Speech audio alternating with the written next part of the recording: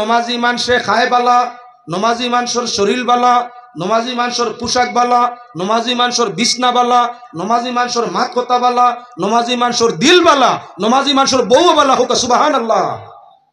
যে মানুষ নমাজি বালা প্রকৃতি নমাজি হয় তার বউ জল্লাদ হয়ে গেলে আস্তে আস্তে ফিরিস্তা লাগানো যায়। তাই মনইলা বাবা দোয়াইলার ইনফাসক যেভাবে নমাজ পড়েন হের মারিয়া কোন সময় বদুয়া করবার কলেরায় দৌড়ব টাটা হড়িয়া মরিজি মুগিয়া দোয়াইলার এন ব্যাপারে কোনো ব্যতিক্রম না। জল্লাদর বউ জল্লাদ হয় আর নমাজির বউ ফিরিস্তার মতো আদর্শ ওলা বাল্লা হয়, সীমানা নাই।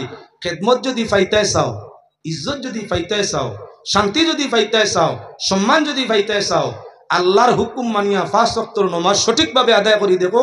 ছেলেও বেড়া করতো নাই, বউয়েও বেড়া করতো নাই, শরীরেও বেড়া করতো নাই, রিজেকও বেড়া হইতো নাই, সবকিছু আল্লাহর যাতে আশুদ্ধা করে দিবা। রুটিন যে গুলামে তার মালিককে রুটিন মানিলায়, মালিককে দিন দিন দিন তার প্রমোশন করে, সম্মান দিয়ে প্রমোশন বাড়ায়, বেতন বাড়ায়, আপনার চাকরির টাইম বাড়ায়। যে মানুষে আল্লাহর বন্দেগী নিয়ম মাফিক করিয়া থাকে আল্লাহ পাক পরওয়ারদিগার আলমে রিজেক ও হায়াত সারা কিচ্ছুরি আপনার বাড়াই দিল সুবহানাল্লাহ। আমরা হুনি রে বা আমরা জানিও আমলও যেতাম পারি না, আমরা আমলও যেতাম পারি না। بعد از خدا بزرگ توی قصه مختصر صلی الله علی محمد صلی الله علیه।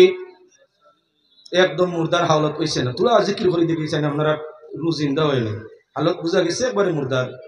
حسبي ربي جل الله ما في قلبي غير الله نور محمد صلى الله لا إله আরে চলিতে ফিরিতে কিংবা চলিতে ফিরিতে কিংবা জাগরণ কি নিদ্রাতে, চলিতে ফিরিতে কিংবা জাগরণ কি নিদ্রাতে, সর্বকালে রয়েছে মনে, সর্বকালে রয়েছে মনে লা ইলাহা ইল্লাল্লাহ হাসবি রব্বি জাল্লাল্লাহ মা ফি কলবি গায়রুল্লাহ নূর মুহাম্মদ সাল্লাল্লাহু লা ইলাহা।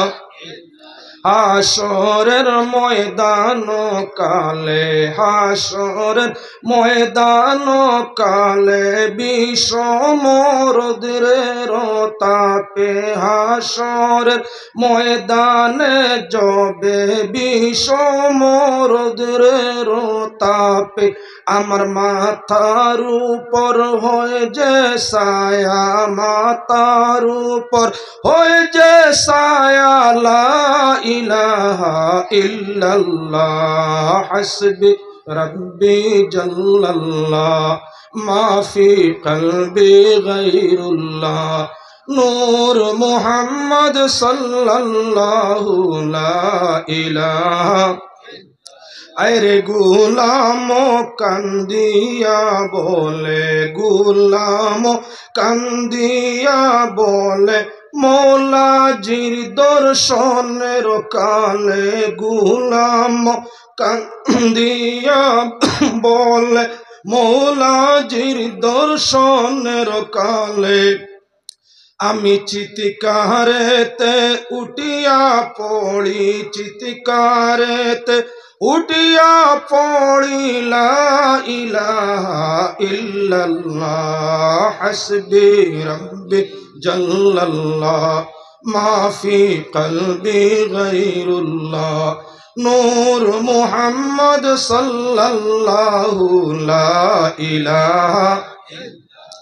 আলহামদুলিল্লাহ 2025 ইংরেজি সনের 29 জানুয়ারি হাজিরকুনা জামে মসজিদ প্রাঙ্গণে যুব সমাজের উদ্যোগে মক্তব ছাত্রদের প্রতিযোগিতা ও ওয়াজ মাহফিল। আজকের এই সম্মানী ওয়াজ মাহফিলের সম্মানী সভাপতি সাহেব, উপস্থিত হযরত উলামায়ে কেরাম এবং সর্বস্তরের সম্মানী শ্রোতাবৃন্দ, সম্মানের সম্মানী মা ও বোনেরা, আল্লাহ পাকের অশেষ অগণিত শুকরিয়া, যিনি দরার বুকে মানব কুলে জন্ম দিয়া আজকের এই নেক মাহফিল অংশ নেওয়ার মতো সুযোগ ও তৌফিক আমাদের দান করিয়া দিছেন। জানি না যদি আল্লাহর দয়া থাকে ময়দানে মাহশর আমাদের আজকের এই সমাগম চাইলে আল্লাহ নাজাতর বাই সবব করে দিতে পারে। তাই আমরা নেক নিয়ত নিয়া নেক মাহফিলের মধ্যে অংশগ্রহণ করি। কারণ হাদিস শরীফের মধ্যে এমনও আইছে, আল্লাহর রহমতে বানা ওসিলা তুকায় আখের আল্লাহ পাক পরবর্তীকারে আলম ইল্লাহ সাইবা কোনো নেক মানুষের সঙ্গে উঠা বসা করছেননি, নেক মজলিসগুলোর মধ্যে গেছেননি। যদি আর কোনো নেকি ফাইনার আল্লাহর ছাড়ি দেওয়ার ইচ্ছা থাকে তেওলাও এক নেকি দিয়ে আল্লাহ আপনারে আমারে ছাড়বা। যাক শুকুর আলহামদুলিল্লাহ, কমিটির নির্ধারিত এক এক হুজুরে এক এক বিষয়ের উপরে সাবজেক্ট দেওয়া আছে আলোচনার জন্য। আমারও নিশ্চয় কমিটি নির্ধারিত বিষয় করিয়া দিছেন, যে বিষয়ের উপরে আলোচনা করবার লাগি সুযোগ দিছেন। ইনশাল্লাহ চেষ্টা করবো আল্লাহ পাকে যা তৌফিক দিবা আপনার সামনে আলোচনা করার লাগিয়া। কমিটির পক্ষতাই আমার যে বিষয়টা ধার্য করে দেওয়া হয়েছে, নামাজ, ইমামের মর্যাদা এবং মসজিদের ফজিলত, আলাদা আলাদা পৃথক তিনটা বিষয়। জ্ঞানী ব্যক্তি আলোচনা করলে এক বিষয়ের উপরে মাসকে মাস বৎসরকে বৎসর আলোচনা করতে পারবো, আমি অতটুকু নয়।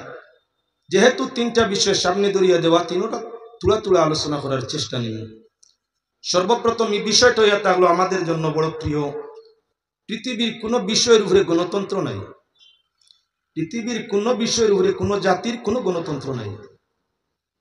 একমাত্র মুসলমান যারা নমাজ আদায় করিয়া থাকে জামাতে, জমাতর নমাজের মাঝে গণতন্ত্র আছে। যেখানে গেলে রাজা বাদশাহ ফকির মিসকিন, ধনী গরিব, সবল দুর্বল, বেমারি সুস্থ, কেউর কোনো পরিচিতি নাই। মসজিদে যাওয়ার বাদে গণতন্ত্র আরম্ভ হয়। যাইন আগে যাইবা, সুযোগকে সব খাড়া হয়ে গেছে, যাইন আগে যাইবা তাই সফ খাড়া হইবা। এতে বাদশাহ গেলে পিছনে গেছেন, আমি নামাজ ভাঙ্গিয়া তানে সুযোগ দেওয়ার কোনো গুঞ্জাইশ নেই। বাদশাহ গেছেন সময় যাইন গিয়া জমাত খাড়া হইছে না, রাজকীয় সম্মান হিসাবে আলিম উলামার সাথে ময় মুরব্বীদের সাথে সম্মানী ব্যক্তি হিসাবে জমাত আরম্ভ হইছে না, আগে দেওয়ার সুযোগ আছে, দিতাম পারি। জামাত শুরু হয়ে গেছে, দেশের গভর্নর আইসইন, ইমাম সাবর পিছনে খাড়া হওয়ার আর গুঞ্জাইশ নাই। এতে ফকির বিকারী মিসকিন যদি খাড়া হয়ে যায়, গণতন্ত্র তার, অধিকার হক তার। বাদশাহ পিছনে খাড়া হইতা যে আমার প্রজা মিসকিন ফকির, তুই আগে খেনে আমি আগে, সুযোগ নাই। যদি এই পৃথিবীর মধ্যে কোনো জিনিসের মধ্যে কোনো জাতির গণতন্ত্র স্বাধীনতা দেওয়া হয়, তে একমাত্র ইয়া থাকলো নমাজের ভিত্তিতে মুমিনদের গণতন্ত্র দেওয়া হয়েছে। বাদশার নির্ধারিত চেয়ার থাকে, হাকিমের নির্ধারিত চেয়ার থাকে, উকিল ম্যাজিস্ট্রেটের আপনার কি বলে নির্ধারিত স্থান, নির্ধারিত জায়গা, নির্ধারিত অফিস, নির্ধারিত সবকিছু থাকে।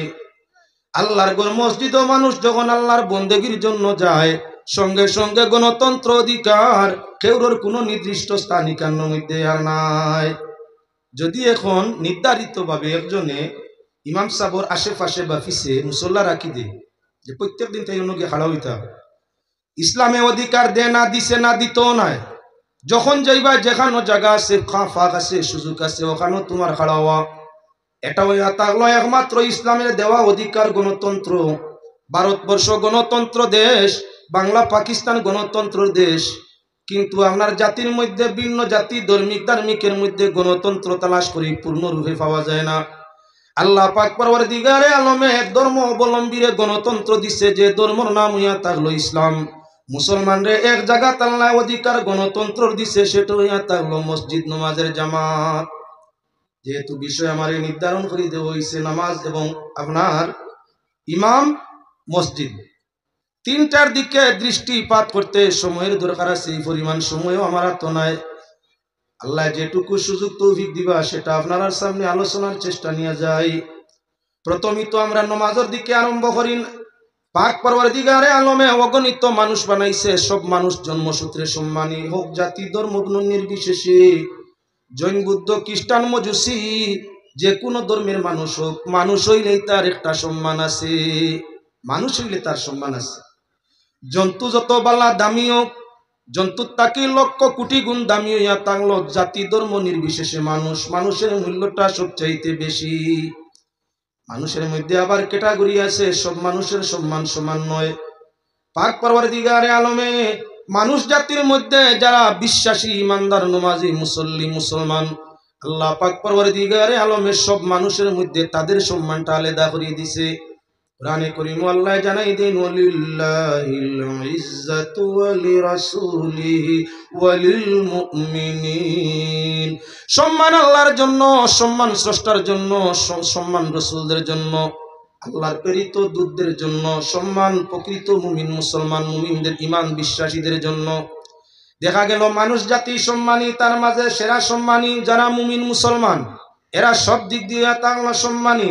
সম্মানীর সম্মান রক্ষা করা হইয়া থাকলো কি আপনার নিজের দায়িত্ব। গাড়িয়ে গুড়ায় লেখা থাকে আপনার ব্যবহারে, আপনার পরিচয়ে, আবার লেখা থাকে নিজ নিজ মাল, নিজ নিজ সম্পদ নিজ দায়িত্বে রাখবেন, অন্যতায় দোষারোপ করতে পারবেন না। আল্লাহর দেওয়া সম্মান মুমিনের, আল্লাহর দাতে মুমিনদের সম্মান দিছেন, তোমার আমার সম্মান রক্ষার অধিকার হোক হইয়া থাকলো আমরা।